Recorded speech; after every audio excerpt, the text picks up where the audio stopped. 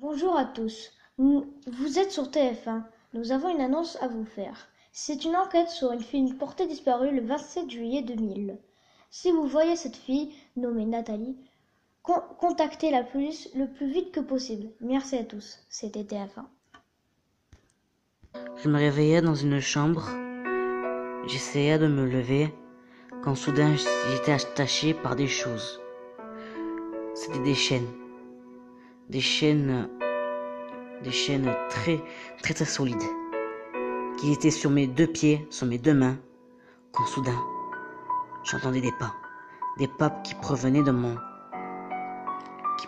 cette chambre. J'ai entendu la porte s'ouvrir. C'était le directeur. Il me fait « Bonjour mon enfant, est-ce que t'as bien dormi? Bon, maintenant on va passer au jeu maintenant. » Je répondis « Mais qu'est-ce que vous venez me faire ?» Il me répondit « Oh, rien de spécial, je vais juste t'aider. Je vais juste t'aider à mourir. » Je lui dis « C'est de la folie, monsieur. Écoutez, je n'ai rien fait. S'il vous plaît, arrêtez tout ça. S'il vous plaît, c'est une blague, je sais.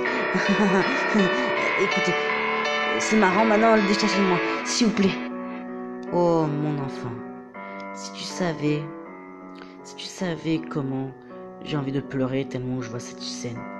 Écoute-moi bien, mon enfant. Je vais te faire souffrir, mais tu auras une très belle mort. J'annoncerai à tous tes camarades que tu as été porté disparu et mort dans une forêt. Écoutez, monsieur, je sais ce que vous êtes. Vous n'êtes pas un principal. Vous êtes un tueur. Pardon? Je ne suis pas un tueur. Tu es une folle. Tu es une folle. Bon, allez, c'est vrai. Je suis un tueur. Je me fais passer pour un gentil petit principal qui va venir t'aider, entre guillemets, mais non. Je suis un tueur masqué qui tue des jeunes filles de ton âge. Je ne tue pas les garçons.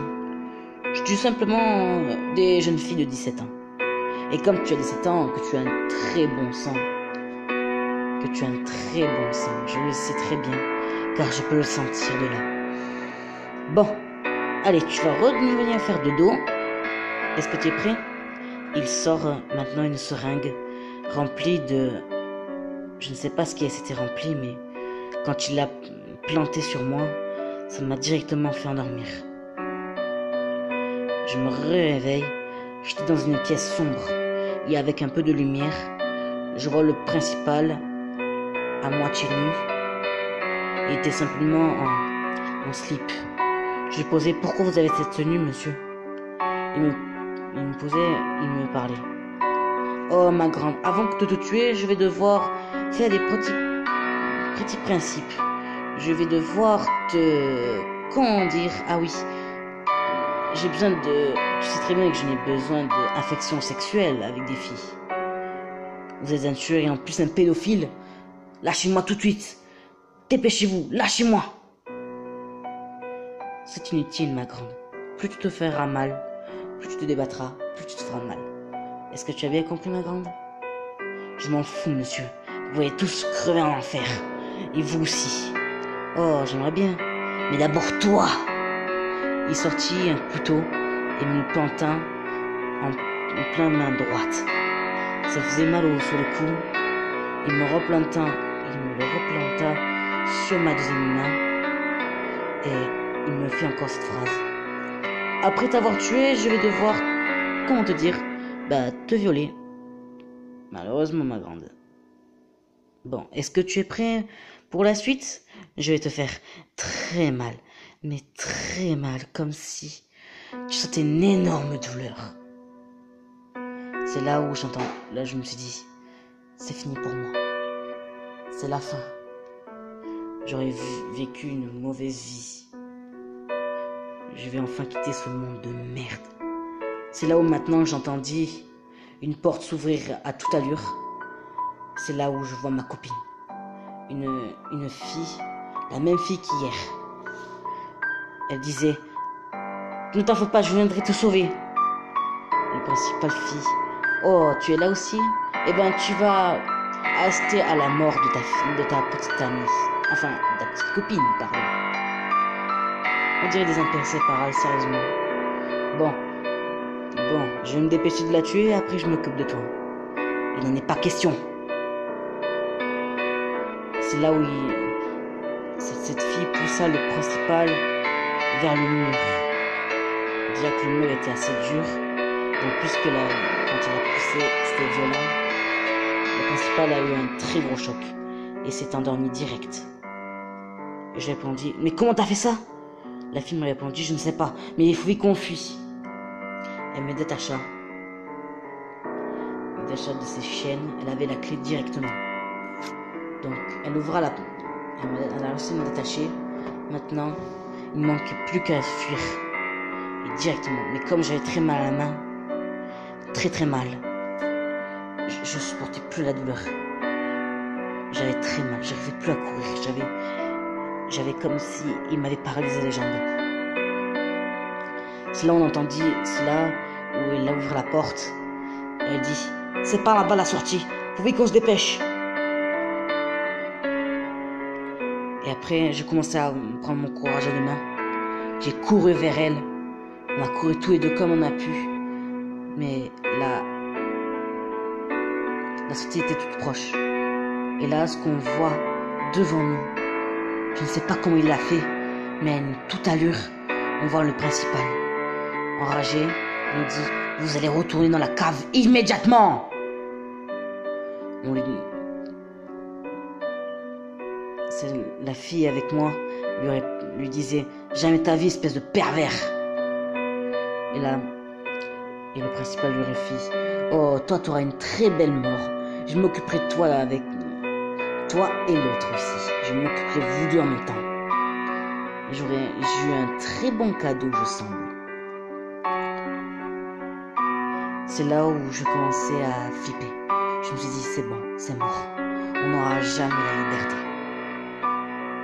C'est là où ma copine sortit un briquet. Un briquet, il me disait, cours vers la fenêtre de ta gauche. Je te couvre. Je lui dis une fille, mais c'est de la folie. N'y va pas. Ne mets pas le feu. Je risque de brûler avec toi. On risque de tous mourir ici. C'est la seule chose qu'on peut faire, elle me répondit. Elle me fit, va à la fenêtre à droite. Il y a derrière une fenêtre, il faut vite que tu prennes à droite, elle est ouverte. Je l'ai cassée et elle s'est ouverte. Donc, il manquera plus que tu sautes et que tu rattrapes. Tu te rattrapes, d'accord? Je te fais confiance. Et je lui réponds, et je lui disais, mais toi tu vas faire quoi? Et elle me répondit, moi je m'en fous. Tant que cet animal ou cet homme bizarre ne meurt pas, je ne serai pas en paix. Je préfère me faire tuer que de rester en vie dans ce monde pourri. En ce moment précis, quand j'ai entendu parler, c'était comme si c'était moi qui parlais. J'ai compris directement le message. Et là, quand j'ai commencé à cavaler, la fille dit, il y a des flics qui vont arriver. Ne t'inquiète pas, ils viendront t'aider. Elle m'a fait un énorme sacrifice. C'est là où je voyais la fenêtre ouverte. Je sautais. J'atterris dans l'herbe. Je vois des flics. Disèrent. Arrêtez-vous là, qui va là? Je répondis, c'est moi. C'est Nathalie. Ok. Joseph, va la réconforter. Le policier me demandait, est-ce qu'il y a quelqu'un d'autre à l'intérieur? Je lui répondis, il y a le principal et une amie. S'il vous plaît, aidez-moi. Elle va mettre le feu dans pas longtemps. C'est là où la police intervient rapidement. Ils ont dit, bon, écoutez, vous couvrez le devant, nous on va à l'arrière. Les policiers ont crié tellement fort que le principal a entendu. Monsieur, c'est la police. Rendez-vous immédiatement. Ouvrez cette porte. De suite. Merde, la police. Je m'occupe de toi après. Mais avant, je dois d'abord m'enfuir. Après, je m'occuperai de toi. Je t'assure que tu mourras dans des atroces souffrances. C'est là où j'entendis des flammes se propager devant la maison. Et puis de toute façon, tu mourras avec moi. Qu'est-ce que tu fais? Tu es une folle, toi. Ouais, je suis arrivé dans un hôpital psychiatrique, tu sais pas. J'ai tué mes propres parents. Mes propres parents. Mon frère, ma soeur et mes propres parents. Mon père et ma mère. Tu mourras avec moi, quoi qu'il en coûte. Les flammes se propageaient lentement et progressivement. Et là, on n'entendit plus le principal ni la fille.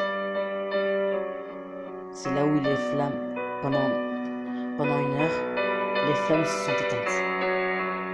Les pompiers étaient là, les flammes étaient éteintes. C'est là où la police ont débarqué dans la maison et ont trouvé les deux, un seul corps. Le corps du principal mort dans les flammes.